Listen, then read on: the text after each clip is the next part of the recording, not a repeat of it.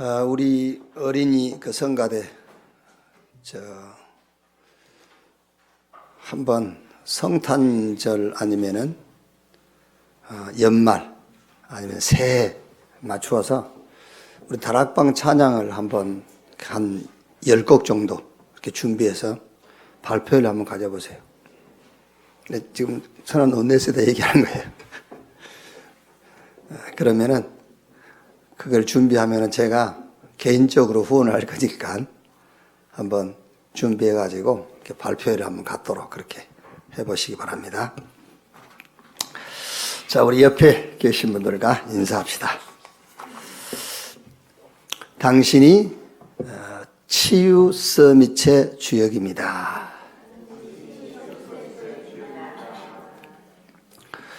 복음으로 인생 기능 전도 작품을 남깁시다.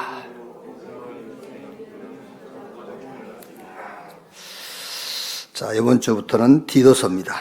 디도서 1장 1절 말씀에서 9절까지 한 절씩 교도하겠습니다.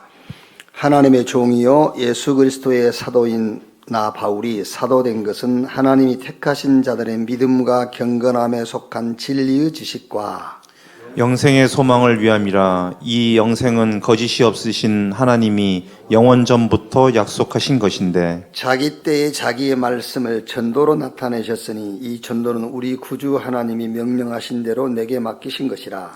같은 믿음을 따라 나의 참 아들 된 디도에게 전 편지하노니 하나님 아버지와 그리스도 예수 우리 구주로부터 은혜와 평강이 내게 있을지어다. 내가 너를 그레데에 남겨둔 이유는 남은 일을 정리하고 내가 명한 대로 각 성의 장로들을 세우게 하려 함이니 책망할 것이 없고 한 아내의 남편이며 방탕하다는 비난을 받거나 불순종하는 일이 없는 믿는 자녀를 둔 자라야 할지라. 감독은 하나님의 청지기로서 책망할 것이 없고 제 고집대로 하지 아니하며 급히 분내지 아니하며 술을 즐기지 아니하며 구타하지 아니하며 더러운 이득을 담하지 아니하며 오직 나그네를 대접하며 선행을 좋아하며 신중하며 의로우며 거룩하며 절제하며. 같이 읽읍시다. 밑분 말씀의 가르침을 그대로 지켜야 하리니 이는 능히 바른 교훈으로 권면하고 거슬려 말하는 자들을 책망하게 하려 함이라. 아멘. 이번 제목은 영원한 소망과 전도입니다. 먼저 디도서는 바울의 14권의 서신서 중에서 이제 목회 서신이죠. 바울이 디도에게 이제 말하자면은 그 바울도 전도자이면서 이제 목회자죠. 근데 바울은 주로 이제 교회를 담임하거나 그렇게 하지 않았어요. 그래서 교회를 세우고 이제 제자들에게 교회를 맡겼죠, 이렇게. 그래서 디도는 목사죠. 요즘으로 말하면 목회자. 그러니까 바울이 목회자 디도에게 목회 서신, 이렇게 목회 지침서로서 이렇게 디도서를 써서 보낸 거예요. 목회는 이렇게 해야 되고 이제 이런 사람을 네가 그 장로로 세우고 뭐 이런 얘기를 써서 이제 보낸 거지요. 바울과 디도의 관계를 보면은요. 4절에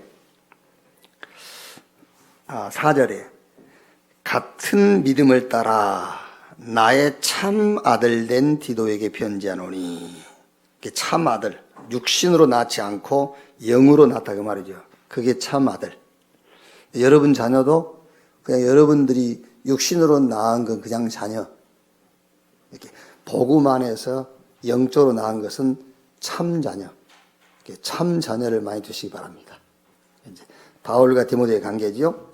참 아들 된 디도 그랬고요.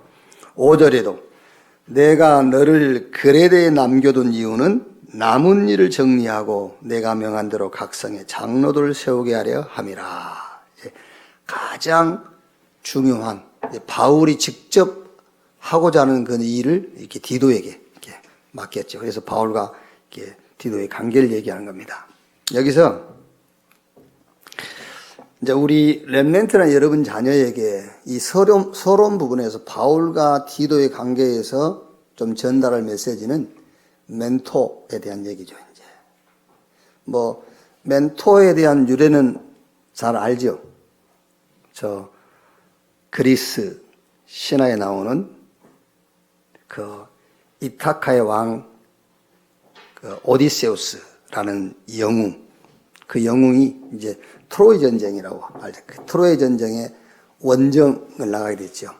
그게 이제 자기 집을 비우게 되니까 자기 친구 멘토르에게 자기 자녀 교육을 위탁을 하죠.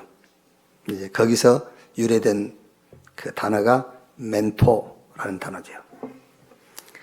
자, 그래서 여러분 자녀나 또 이제 그 렘넌트 사역을 하시면서 바울과 디도의 관계를 설명하면서 이렇게 너의 멘토가 있어야 된다. 그런데 이제 멘토라고 했을 때 우리는 한 개인을 놓고 이제 개인 대 개인을 멘토로 생각하기 쉽잖아요. 근데 우리 자녀들에게는 멘토라고 했을 때에 한 사람의 사상을 얘기하는 게 아니란 말이에요. 그래서 만나는 모든 사람에게서 멘토를 찾아야 돼요. 그렇죠? 그러니까 우리가 인생을 살아가면서 거지를 만나도 그 거지 속에서 멘토의 내용을 찾아내야 돼요. 그거를 가르쳐줘야 된단 말이에요. 우리가 흔히 멘토 그러면은 한 사람에 의존하는 한 사람의 사상에 젖어드는 그걸 멘토라 하는데 그게 아니라 그러니까 좋은 것 나쁜 것 다 배우게 돼요. 한 사람을 멘토로 두면은요. 그러니까 잘못하면 패가 되죠, 패. 그래서 우리나라 같은 경우는 완전 좌우가 쫙 갈라져 있잖아요, 이렇게. 좌우 주장하는 사람들 속에서 좋은 점을 찾아내는 것이 멘토다. 그래서 객관성과 주관성이 있는 사람이 될 수 있도록 도와줘야 된다고 말이에요. 그래서 너는 첫째, 성경에서 멘토를 찾아라지. 그렇죠? 성경에서 멘토를 찾아라. 그럼 성경은 가장 핵심적인 뭐죠? 성경은 구원과 생명이잖아요. 그게 뭐죠? 그 다음에 성경이 말하는 것은 기도입니다. 그 다음에 전도. 성경 전체 얘기는 세 가지밖에 없어요. 구원받아라. 새 생명 얻어라. 그리고 그 생명 안에 있는 축복을 누려라. 그게 기도예요. 그리고 이제 그거를 전해라. 그건 성경 전체 얘기잖아요. 그걸 딱 찾아내는 걸 보고 멘토라고 하는 거예요. 그러니까 성경에서 잘못 찾아내면요, 틀린 걸 찾아내게 되죠. 그 반대 걸 자꾸 찾아내게 된단 말이에요. 그래서 성경이 너의 멘토다. 자, 그 다음에 두 번째는 강단이다. 강단에서 너의 멘토를 찾아내야 돼요. 강단은 뭐죠? 이제 성경은 복음, 기도, 전도를 얘기한다면 강단은 흐름을 얘기하는 거잖아요. 말씀의 흐름, 기도의 흐름, 전도의 흐름. 이 흐름을 네가 잘 봐야 된다. 그게 강단의 멘토다. 그 다음에 이제 아무래도 여러분, 자녀가 삶은 부모에게서 배우는 거예요. 그래서 가정의 부모님 속에서 멘토를 찾아내야 돼. 그러니까 부모가 실패하면은 저분은 내 멘토가 될 수 없어. 그건 아니죠. 어떤 면에서는 거기서 부모가 실패했기 때문에 더 좋은 멘토를 찾을 수 있어요. 아, 저래 하면 실패하는구나. 그게 멘토라니까요. 이제. 그래서 우리 자녀들이 잘못하면은 사람을 대할 때에 이렇게 편애하거나 이렇게 편견하지 않도록 해줘야 된다니까요. 네가 100사람 만나면은 100사람 속에서 다 멘토를 찾는 것이다. 알았죠? 그게 전도라니까. 아시겠어요? 그게 전도예요. 그게. 그 사람의 약점을 파고드는 것이 아니라 그 사람의 장점을 파고들고 접촉점을 찾는 게 전도라니까. 그래서 멘토라고 했을 때 무조건 네가 잘 되기 위해서 얘기하는 것이 아니라 결국은 전도라는 기준을 놓고 멘토를 찾는 거예요. 자, 그 다음에 이제 아무래도 학교 교사지요. 교사 속에서 네가 멘토를 찾아내라. 그렇죠? 그러면은 학생이 자기의 그 지식을 가르치는 선생을 전도를 할 수 있는 게 뭔지 아십니까? 그 선생에게서 멘토를 찾아내면은 학생이 선생 전도할 수 있어요. 교사, 늘 가르치는 선생님 속에서 멘토를 찾아내라. 우리 정원이 같은 경우는 자기가 맡고 있는 반 아이들이 다 멘토예요, 사실은.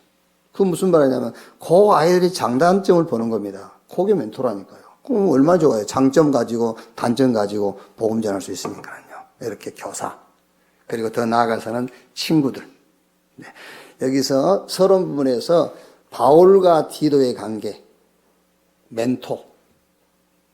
바울이 여러분, 디도에게만 멘토가 아니에요. 그러니까 디도도 바울이 자기의 영적인 멘토이지만은 바울도 디도에게서 본 겁니다. 그래서 디도에게 중요한 일을 맡기는 거예요. 그 멘토를 받단 말이에요. 그래서 우리 렘넌트들, 우리 자녀들에게 이 부분, 서론 부분에서는 멘토를, 이 사람이 내 멘토야, 그게 아니고 모든 사람 속에서 멘토를 찾을 수 있는 그런 삶을 이제 좀 보도록 해줘라. 자, 본론 보십시오. 영원한 소망과 전도. 첫 번째가 하나님이 바울과 디도를 부르신 이유가 있습니다. 여기서는 여러분 제목만 봐도 이제 무슨 포럼을 해야 될지 금방 답이 나오지 않습니까? 바울과 디도를 부르신 이유. 그러면 당연하게 여기서 이제 포럼은 하나님이 너와 나를 부르신 이유.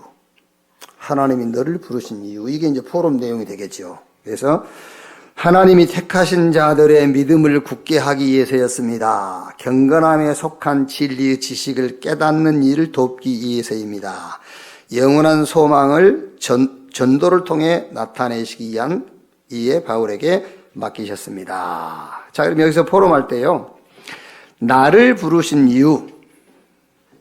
하나님이 너를 렘넌트로, 하나님이 너를 미래의 선교사로 부르셨다. 그럼 그 이유가 뭐냐? 그 첫째 이유가 너를 구원하시려고 그 말이에요. 자, 여기서 구원하시려고 할 때에 설명을 좀 해줘야 됩니다. 한마디로 말하면은 너의 모든 문제를 끝내기 위해서 부르신 것이다. 그게 구원이라니까요. 우리 아까도 잠깐 얘기했습니다마는 과거에 많은 상처와 많은 영적 정신 문제를 안고 살다가 복음 듣고 그 문제가 해결됐단 말이에요. 그런데 또 시간이 지나면서 그런 상처가 드러날 수 있고 영적 정신 문제가 드러날 수 있잖아요.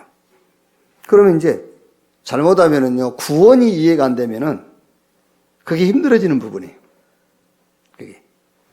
그래서 신앙생활은 그런 상처와 영적 정신 문제를 해결해 가는 것이 신앙생활이 아니에요. 그리스도로 다시 시작한 것이 신앙생활이에요. 아시겠죠? 그러니까 상처와 영적 정신 문제를 해결해 가는 것을 신앙생활로 생각하니까는 또다시 상처가 오고 또다시 영적 문제가 오면 또 힘들어지는 거예요. 그게 아니란 말이에요. 그런즉 그리스도 안에 있으면 새로운 피조물. 이전 것은 지나갔으니 보라 새 것이 되었도다. 그리스도로부터 시작되는 거예요. 끝난 거예요. 그래서 과거에 상처가 드러났다. 영적 정신 문제가 왔다. 상관없어요. 이미 나는 그 사람이 아니야. 그 상처 속에 있었던 사람이 아니라니까, 정확하게 말하면요. 그리스도 안에서 새로운 피조물이에요. 그게 구원이라고. 그래서 하나님이 너를 부르신 이유가 뭐냐? 다 끝내려고 부르신 것이다. 너의 과거, 현재, 미래를 다 끝내기 위해서 부르셨다. 두 번째는 부르신 이유가 뭐냐? 자, 소망을 그리스도에게 두도록. 잘 들으셔야 됩니다, 여러분. 소망을 그리스도에게 두도록입니다. 이 말은 무슨 말이냐면 완전히 사단이 무릎을 꿇어버린 거예요.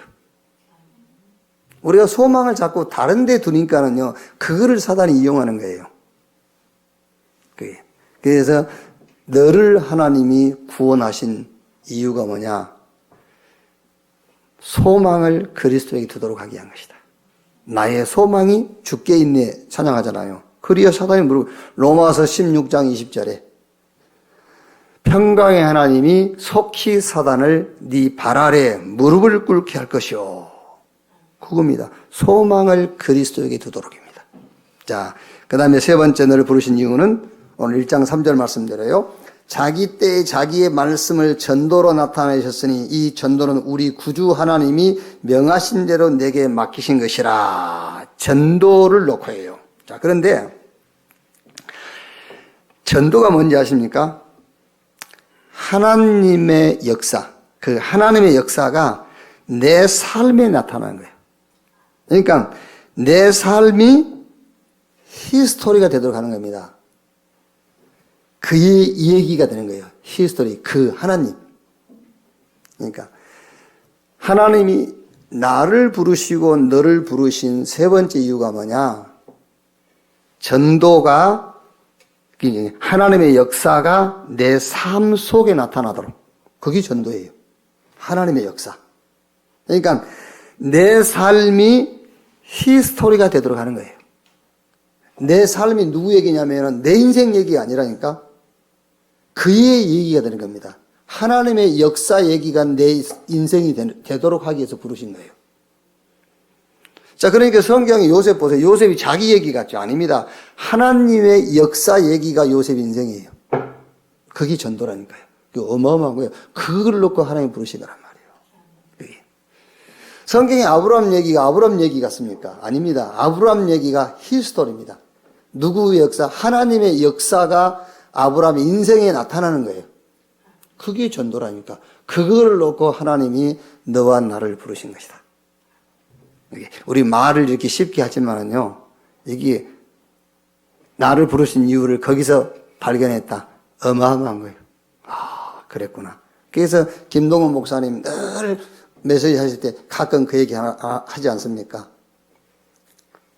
하나님이 내 인생을 하신 것이다. 그게 전도예요. 하나님이 내 인생을 사신 것이다. 네 인생을 내게 맡겨라. 내가 너의 인생을 대신 살아줄 것이다. 이렇게 해요. 자, 그러니까 바울을 한 사람은 보세요. 바울요. 사도행전 9장 15절에 부활하신 주님이 바울에게 나타나셔가지고 하는 말씀이잖아요. 내 이름을 이방과 이스라엘과 임금에게 전하기 위하여 나의 택한 그릇이다. 그러니까 바울이 에베소에서 사도행전 19장 21절에 23절에 내가 노마도 보아야 하리라 그랬죠. 그러니까 이제 예루살렘에서 붙잡혀가지고 바울이 신문을 당하고 고문당하는데 주님이 바울에게 뭐라 하죠? 사도행전 23장 11절에 바울아 네가 예루살렘에서 증거한 것처럼 로마에서도 증거해야 될 것이니라. 그리고 유라굴라 강풍 만나서 죽음이 위기에 처했을 때에 주님이 바울아 네가 로마에서 증거해야 될 것이니라. 그러니까 바울 인생의 히스토리, 하나님의 역사가 나타나는 겁니다. 그게 전도다. 이거를 놓고 하나님이 너를 부르셨고 나를 부르신 것이다. 이렇게 좀 포럼을 해주면 되겠죠. 자, 그 다음에 렘넌트의 질문 10가지가 있습니다. 이제 PK 수련회 때에 PK들이 질문한 내용을 좀 정리하는 거죠. 이제 PK는 패스터 키드, 이제 목사, 선교사, 자녀들이 수련회 때 이제 질문한 내용인데, 페미니즘을 어떻게 바라봐야 할까요? 페미니즘이라는 것은 이제 성별, 남녀, 성별로 인해서 발생한 정치, 경제, 사회, 문화적 차별, 이거를 없애야 된다. 그런 얘기죠, 이제. 이런 거를 성별 차이를 없애야 된다. 쉽게 말하면은 남녀 평등. 보수가 뭐냐면은 보수는 좀 남녀의 차이를 좀 두자. 그리고 진보는 이제 그걸 좀 이제 발전시켜서 좀 무너뜨리고 벗어나자. 그래서 진보 측에서 주장하는 게 이제 차별금지법 이런 거잖아요, 이제. 그럼 이거를 이제 어떻게 생각하냐 질문을 했으니까는요. 제 생각은 그래요. 제 생각은 차별은 하지 않아야 돼요. 그런데 구별을 해야 돼요, 구별. 구분해야 되고. 남녀를 구분을 해야지. 남녀를 구분 안 하니까 동성애가 생기지. 그래서 여러 가지 뭐 정치, 경제, 이런 이제 그 문화적, 우리가 사실 여성이 피해를 본 것 같지만 남자가 피해를 보잖아요. 남자가 그러냐 그러잖아요. 여자와 남자가 싸워보세요. 남자가 돼가지고 여자가 싸우냐고. 벌써 그 차별받고 살아다니고 우리가 이제. 그러니까 뭐 차별을 하면 안 되되 구분은 해라. 그래서 갈라디아 3장 28절에 유대인, 헬라인, 남녀, 종, 주인 다 그리스도 안에서 하나다. 복음 안에서 하나이기 때문에 이렇게 차별하면 안 돼요. 그런데 고린도전서 12장 12절로 31절의 말씀 보면은 몸은 하나이나 많은 지체가 있듯이 또 많은 지체가 한 몸이듯이 그랬거든요. 그러니까 입과 코는 어떻게 해야 되죠? 구별해야 돼요, 구별. 입과 코를 구별 안 하면 안 되죠. 입으로는 음식을 먹어야 되고 코로는 호흡을 해야 되고 귀로는 들어야 되지. 그래서 바울이 지체가 많다. 지체가 많으나 한 몸이다. 그러니까 한 몸이라는 것은 차별은 하지 않되 한 몸이니까. 그러나 각자의 기능이 있기 때문에 구별은 해야 된다는 거지. 근데 그렇게 좀 이해를 하면 될 거다. 이렇게. 남자가 할 일이 있고 여자가 할 일이 있고 하나님은 각자 해야 될 일을 줬다니까요. 그래서 우리 렘넌트들은 이제 그런 부분을 그렇게 좀 이해를 하면 돼요. 자, 그 다음에 자극적인 매체를 어떻게 분별해야 할까요? 자극적인 매체. 뭐 그러니까 이제 이거를 애들이 뭐 자극적인 매체라 했습니다만 뭔 얘기겠습니까? 야한 동영상 뭐 그러겠지요. 야동 이건 어떻게 생각하느냐 그런 말이죠. 저는 그렇게 생각해요. 누구와 어떤 목적으로 그걸 봤느냐. 이제 그게 문제지요. 그렇죠? 누가 봤냐요. 그렇죠? 예를 들어서 제가 야동을 봤다 합시다. 제가? 아니면 우리 10대 렘넌트가 봤다 합시다. 다르지. 같은 것을 봤지만. 또 누구와 보느냐. 엄마 아빠와 같이 봤다. 혼자 봤다. 친구들끼리 봤다. 그거 다르죠. 또 목적이 뭐냐. 교육적으로 봤느냐. 그런데 이제 되게 부모하고 같이 볼 때는 교육적인 차원에서 보지만 친구들끼리 볼 때는 교육하기 위해서 본 건 아니거든요. 이제. 그러니까는 이런 것들은 누가 봤으며 누구와 봤으며 목적이 뭐냐. 이제 그런 차이지 이걸 봤다 안 봤다 그걸 가지고 이제 평가할 수는 없다는 거죠. 그래서 이제 우리 렘넌트들은 뭐 그런 거 보고 싶으면 엄마 아빠와 같이 보면 돼. 엄마랑 아빠랑 같이 보면서 이제 교육적으로 이렇게 이제. 자, 다락방에는 왜 신조어가 많은지요? 그랬죠. 왜 신조어가 많은지. 왜 백성이지요? 백성. 100가지 성이 있으니까 백성이지. 그러니까 이 다락방에 신조어가 많다는 것은 100사람 100현장. 그렇죠. 막 100사람 100현장 이해시키려고 하다 보니까는 이제 많은 신조어가 나온다. 이렇게 이제 보면 돼요. 그러나 이제 이건 질문이지만은 100가지 신조어라도 하나로 딱 자기가 정리할 수 있으면 돼요. 지금 현재, 전도자의 삶 62가지. 그래요.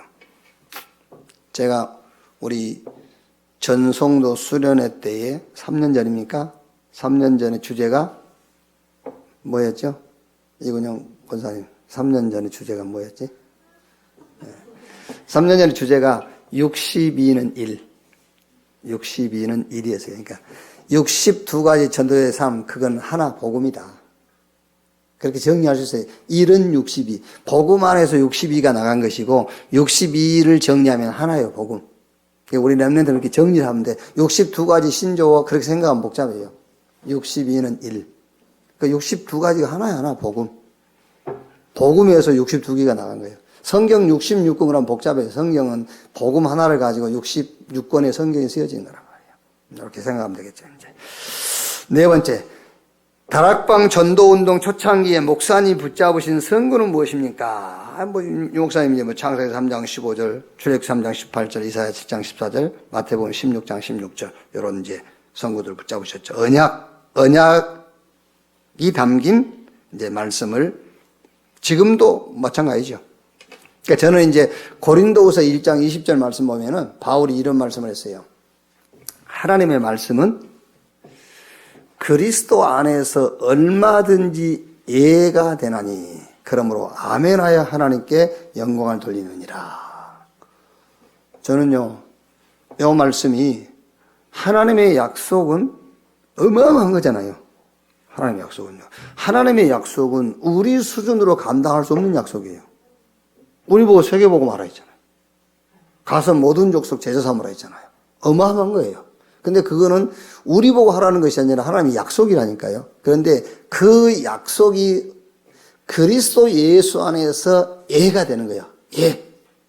그리스도 예수 안에서 우리에게는 절대 가능한 걸 와닿는 거예요. 그래서 하나님의 약속은 그리스도 예수 안에서 얼마든지 예가 되나니 그러므로 아멘하여 하나님께 영광을 돌리느니라.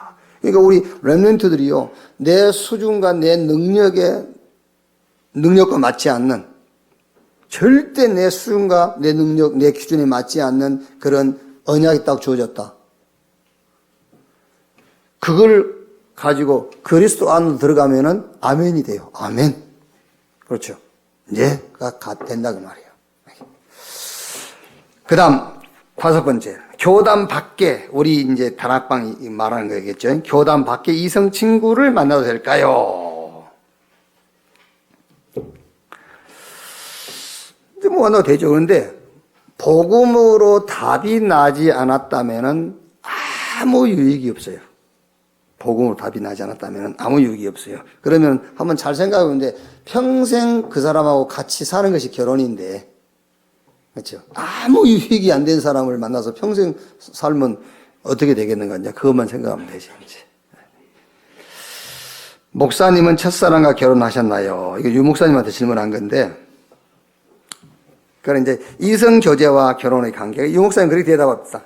뭐 초등학교 때 첫사랑이었는데 그 첫사랑이 어디 간지 모른다고. 그러니까 첫사랑하고 결혼하니까 그 말인데, 이제 여기서 그 말은 그 말이 아니겠고요. 이성 교제와 결혼의 관계, 뭐 솔직하게 말하면은 혼전 관계를 질문한 거겠죠. 혼전 관계. 뭐 어디까지 얘기하는 건지 이제 모르겠습니다만은, 뭐 요즘 뭐 우리 세대를 가지고 기준 삼으면은 애들이 우리 안 만나줘요. 애들 우리 안 만나고 대화 안 하려 한다니까요.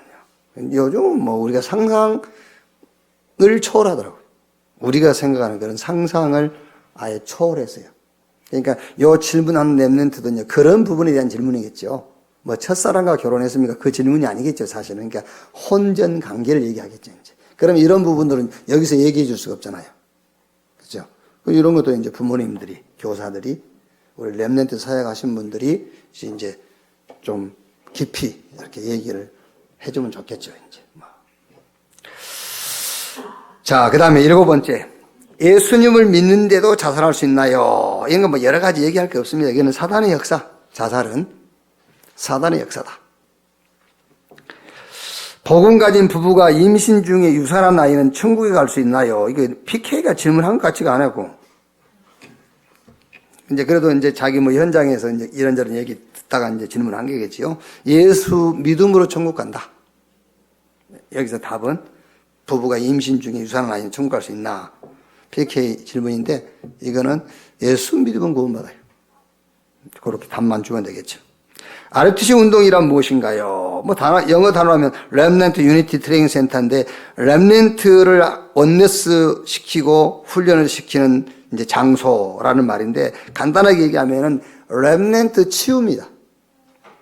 그래서 서밋으로 세우는 것이다. 더 쉽게 말하면은 렘넌트에게 어떤 훈련을 시키느냐, 복음으로 끝나고 그 다음에 저 서밋, 전도와 선교를 통해서 현장과 시대와 세상을 살리는 훈련이 RUTC 운동이다. 자, 기존 교회를 어떻게 바라봐야 할까요? 그랬어요. 기존 교회 어떻게 바라봐야 할까요? 그러니까 이것도 이제 참 설명을 잘 해줘야 되겠죠. 잘못 왜곡시키면은 우리가 스스로 자기 자신을 누가 소외시키지 않는데 우리 스스로 소외될 수 있어요. 우리 스스로가요. 우리 렘넌트 스스로가요. 요 앞에 있는 교회, 저런 교회는, 잘못 얘기하면 저건 구원도 못 받고, 저거는, 복음도 없는 교회이고, 열에 치부를 해버리면은, 오히려 자기 스스로 소외되는 거예요, 그게요. 그러니까 우리가 말하는 거는, 우리는 복음인데, 우리가 주장하는 것은 그냥 복음이 아니라, 오직 복음이다, 그 말이잖아요. 그게 이제. 그러니까 저 교회는 복음 없으면 구원 못 받는 건데요. 복음 없으면 저 절간이나 똑같은 건데. 그게 아니란 말이야. 저 사람들도 복음은 얘기하되, 복음은 얘기하는데 복음을 한 방법으로 얘기하는 거예요. 하나의 방법으로. 근데 우리는 오직 복음.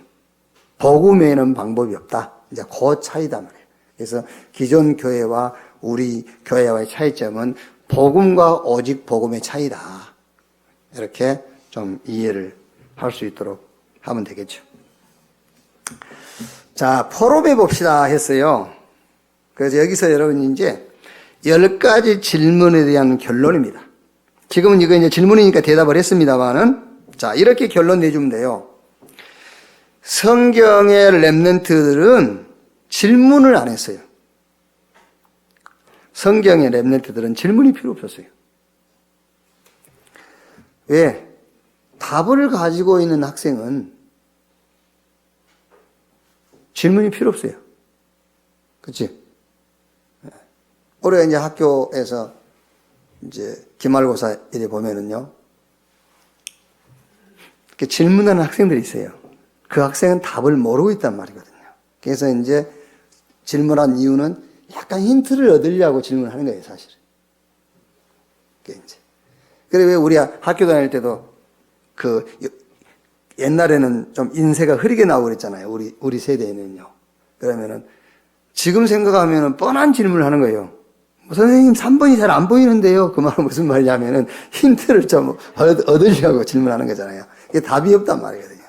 이게 똑같아요. 성경에 7명의 렘넌트를 비롯해서 성경에 쓰임받은 사람들은 절대 질문이 없었어요.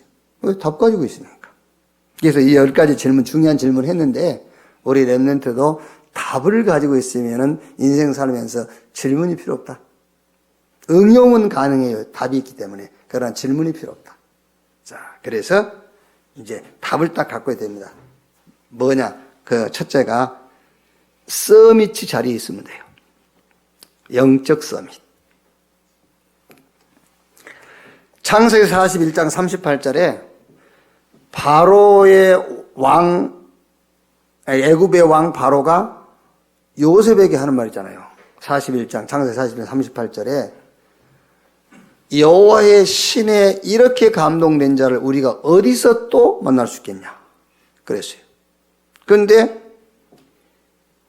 이 답을 요셉은 어릴 때 이미 가지고 있었다니까요. 그 창세기 30장 1절로 11절에 그게 요셉이 영적 서밋 자리에 있는 시간이었잖아요. 그러니까는 노예로 가도 감옥에 가도 상담이 필요 없어. 답이 있으니까요. 질문하지 않고 두려움도 없고 총리가 됐는데도 교만하거나 자만하지 않죠. 답을 딱 갖고 있기 때문에. 그래서 10가지 질문, 중요한 질문들 PK들이 렘넌트들이 했습니다만은 답을 가지고 있으면 이런 질문이 필요 없다. 그 답이 서밋 자리에 있는 것이다 말이에요. 자, 출애굽기 3장 18절 20절 모세 얘기 아닙니까? 모세는 공부 많이 했어요. 모세는 진짜 고학력자죠. 그리고 모세는 많은 스펙을 가지고 있었다니까요. 왕궁에서 공부했기 때문에. 그런데 모세에게 뭐가 없었죠? 모세에게 영적 서밋의 축복이 없었어요.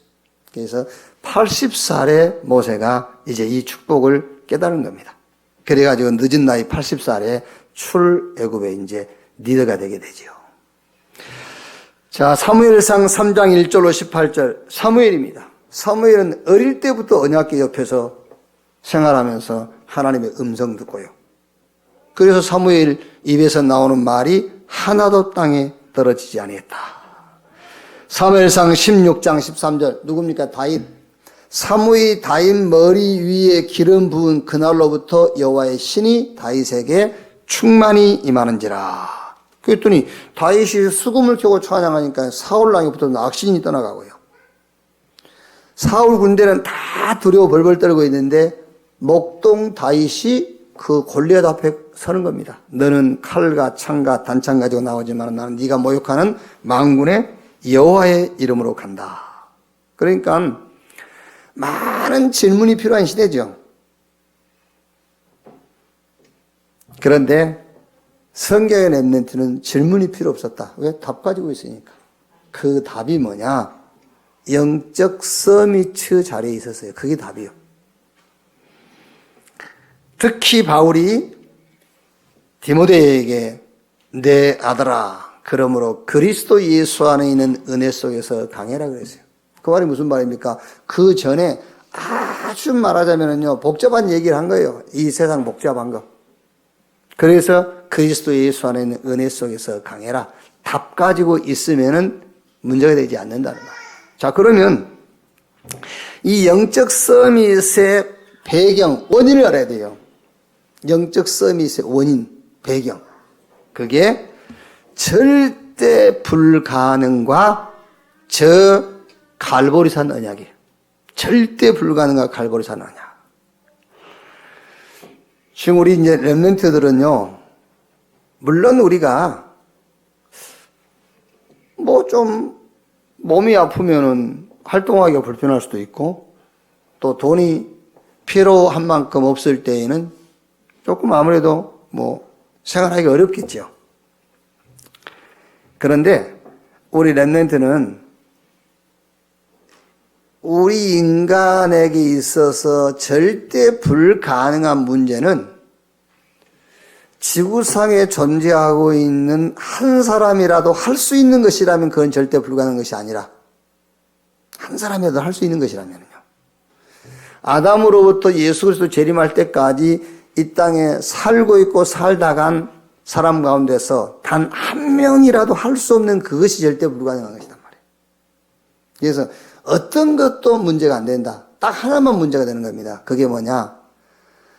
성부, 성자, 성령 삼위 하나님께서 죄인된 우리와 함께 하시는 것, 그것만 불가능한 거예요.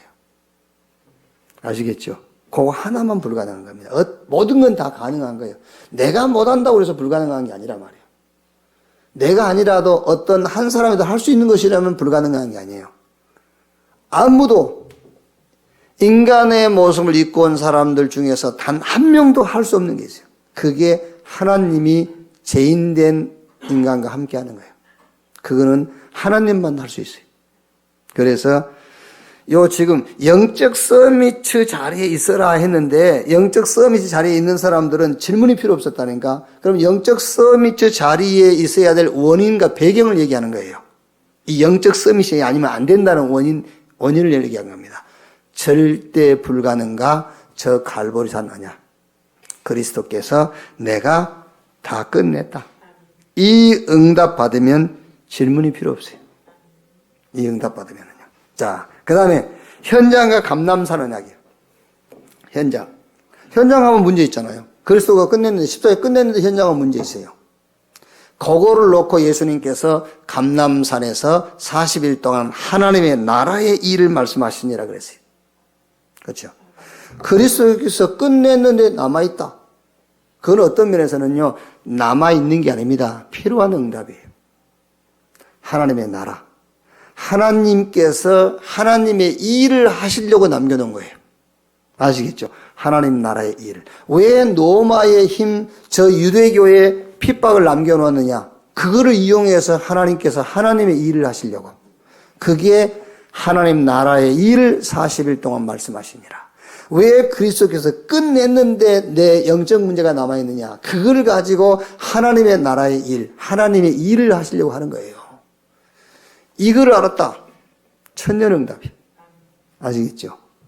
절대 불가능과 저 갈보리산 너냐? 그것 발견하는 순간 백년응답. 내 평생을 놓고 어떤 것도 문제가 안 돼요. 그런데 문제 남아있는 것 때문에 문제잖아요. 그래서 예수님께서 계속 얘기한 겁니다. 40일 동안. 그런데 이제 그걸 모르니까 제자들은 로마가 언제 망합니까? 이스라엘이 언제 해방됩니까? 그건 너희 알 바 아니요. 오직 성령이 임하시면 권능받고 예루살렘 이제 사마리아 땅까지 내 증인 되리라. 남겨놓은 것은 필요하기 때문에 남겨놓은 거예요. 아시겠죠? 하나님의 나라의 일을 말씀하시니라. 그거 가지고 하나님이 하시고자 한 일을 하시려고 남겨놨다 그 말이에요. 그러니까 어마어마한 거죠. 그게요. 자, 이렇게 현장과 감람산 언약이 이해돼 버리면은 기도 어떻게 할까요? 물을 필요가 없어요. 기도 제목을 어떻게 잡을까요? 필요가 없어요. 하나님 준비한 응답을 기도 제목으로 잡아버리면 돼요. 자, 쉽게 얘기하면은, 아니, 그리스도께서 다 끝냈다는데, 왜 김치훈 목사는 키가 안 클까? 끝냈는데, 무슨 말이냐면, 여러분 잘 모를 거예요. 그 말이 무슨 말인지. 저는 키 작은 것 때문에 싸움을 많이 했어요. 키 큰 사람들보다. 왜냐하면 키가 작으니까는요, 사람 무시하잖아요. 그게요. 그러니까, 저 키 큰 놈보다 내가 더 세거든, 사실은. 근데 상대방이 잘못 선택한 거야. 넌 키가 작으니까 저게 힘이 없겠지 하고 키 작은 놈을 골랐는데, 이제 키 작은 놈이 더 세단 말이야, 사실은. 그러니까, 자꾸 싸우는 거야. 그게요. 그러니까 이제 안 싸우려면 키가 커야 되잖아요. 그렇죠? 예수 믿고 구원받았으니까 키가 커져 버려야 안 싸울 거예요. 근데 키는 작잖아요. 그래서. 그 말이 무슨 말이냐면은, 쉽게 얘기하면은, 기도를 어떻게 할까 필요 없어요. 남겨놓은 그거는 필요하기 때문에 남겨놓은 거예요. 그러면 기도 제목 어떻게 잡으면 되겠죠? 하나님, 단신, 이 작은 키를 가지고 복음 전하게 해주십시오. 그러면 돼요. 그게 기도 제목이요. 예를 들면 그 말이란 말이야. 하나님께서 여러분에게 남겨놓은 문제 있잖아요. 거기에 하나님의 나라의 일을 하는 통로가 되고 그게 발판이 된다 그 말이에요. 그래서 남겨놨다는 거예요. 그거 깨달아 보세요. 천년응답 와버리지. 자, 세 번째. 미래와 마가다락방 언약이에요. 미래. 마가다락방에서 성령이 맺죠. 권능받고 땅끝까지 증인되리라. 내일, 미래 염려할 필요가 없어요. 그렇죠. 성령이 임하시면 뭘 받고? 권능 받고 저 땅끝까지 이르러 내 증인이 되리라 했어요. 자, 세 번째. 그러니까 우리 렘넌트들도 이게 하나님 나라의 일을 이거를요. 부모님들이나 주변 사람들은 여러분이 막 A 클래스에 들어가야 되고 상위권에 가야 된다고 생각하지만은요. 여러분들이 안 돼도 상관없어요. 우리 렘넌트 한 명은 전에 간증 안 나왔습니까? 태권도 시합 나가가지고 졌어. 근데 태권도 시합 나가기 전에 기도 수첩하고 왔어. 졌단 말이에요. 그러니까 이제 나 기도 수첩 안 한다고. 기도 수첩 했는데 시합에 나가서 졌다고. 그게 아니지. 진 이유는 그걸 가지고 뭐 하라고? 하나님의 나라 일. 왜? 메달 탄 사람보다 메달 안 탄 사람이 더 많아요. 그러니까 학업이 안 된다. 학업이 잘 된 사람은 10%밖에 안 돼. 안 된 사람이 90%요. 그러니까 그게 더 하나님의 나라 일을 할 수 있는 그게 현장이 더 넓다니까 그러네. 그게요. 그래서 일부러 못할 필요는 없습니다만은. 자, 세 번째. 그러면 이제 중요한 겁니다. 영적 섬의 시간을 어떻게 가질 것이냐 말이에요. 영적 섬의 시간을 어떻게 가질 것이냐. 방법입니다. 방법.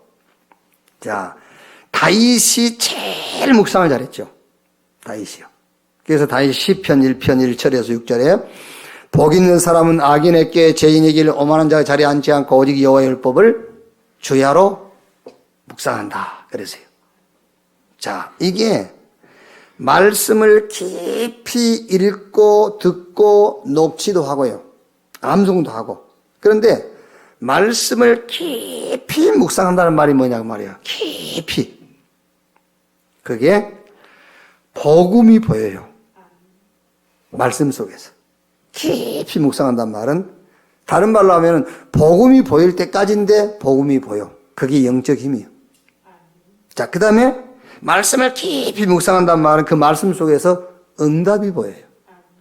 그걸 보고 주관성이라고 그래요. 응답이 보이니까요. 그래서 이 말씀 속에서 능력이 보여.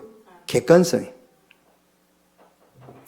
능력이라는 것은 현장을 이해하고 다른 사람을 이해하고 수용하고 포용할 수 있는 걸 말해요. 이게 객관성이란 말이에요. 그런데 이 말씀 속에서 내가 붙잡을 응답이 와. 그게 주관성이에요. 예, 말씀을 깊이 묵상한다. 다윗이 여호와의 말씀을 주야로 묵상했기 때문에 다윗은 거기서 뭘 얻었죠? 영적인 힘을 얻은 거예요. 그래서 저 블레셋도 골리앗도 이길 수 있어요. 그리고 객관성이 있다니까요. 그러니까 많은 사람 사울도 이해하고 자기 아들 압살롬도 이해하고 다 이해하는 거예요. 그러면서 자기 주관성이 딱 있죠. 자기는요, 내가 이유가 왜 없겠습니까? 주관성이 있어요. 목동이지만은 왕, 이 주관성이 있어요. 그걸 보고 깊이 묵상했다고 그런 겁니다. 그러면서 늘 렘넌트 이거 하세요. 요번 W 하실 때 받았던 언약 있죠? CVDIP. 이거를 평생 놓고 내 CVDIP를 찾아라. 오늘 CVDIP 찾으면 돼요.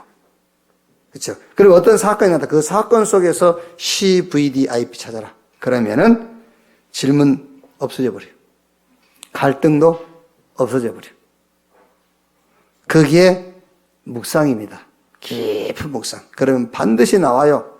평생 오늘 그 사건 속에 언약, 비전, 꿈, 이미지, 프랙티스 이 나오게 되어 있어요. 저는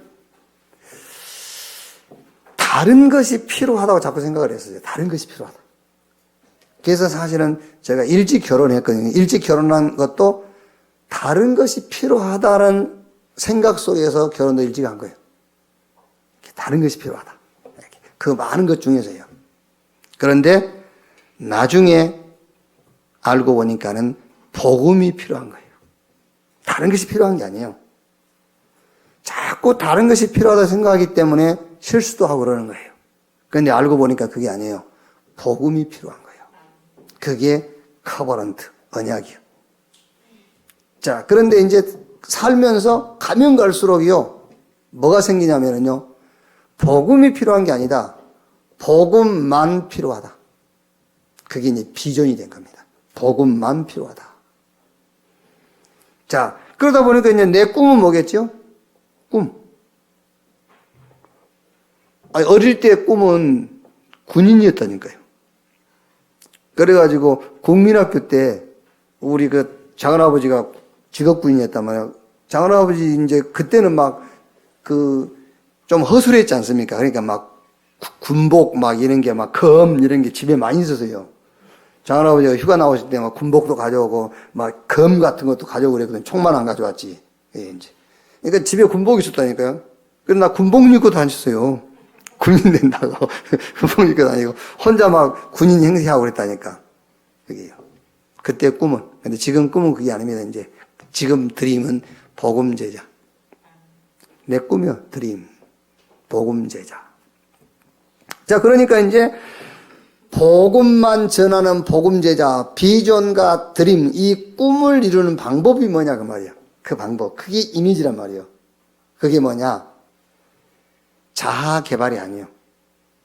자아 개발이 아니고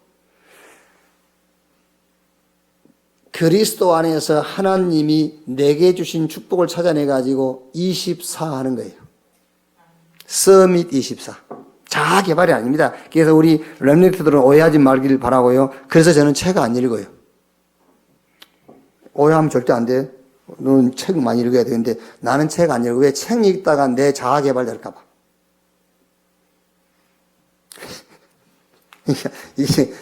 이게 말하기 곤란한데.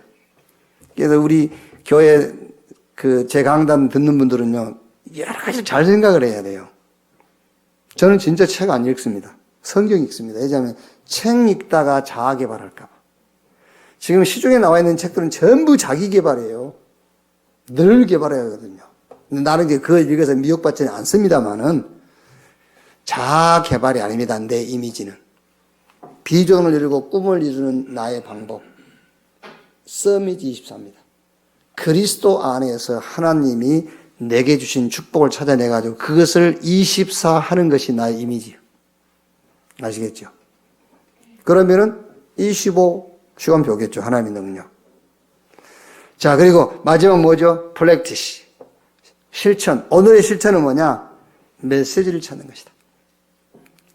모든 일과 사건과 문제, 그거를 싹 메시지로 마무리를 하는 거예요. 그래서 저는 복음을 알고 난 이후부터 어떤 일과 사건, 좋은 일이든 나쁜 일이든 말씀하고 연결돼야만 그 일이 마무리돼요.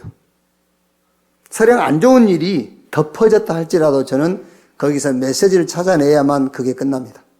메시지를 찾지 못하면은 그 일은 아직도 누가 뭐라 안 하지만은 저에게는 진행되고 있는 거예요. 메시지 찾아내야 돼요. 예를 들어서 여러분이 중한 병이 들었다가 나왔어요. 거기서 메시지를 찾지 못하면은 나았을지라도 아무 이익이 없는 겁니다.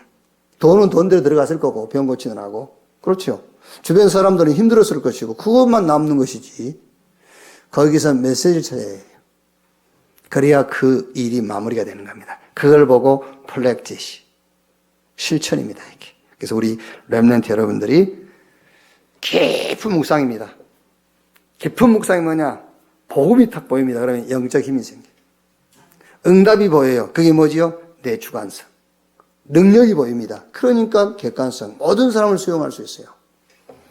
그러면서 평생 오늘 사건 속에 언약, 비전, 드림, 꿈, 이미지, 그리고 오늘의 실천 이걸 찾아내라. 그러면은 무슨 갈등도 질문도 없어져 버려요.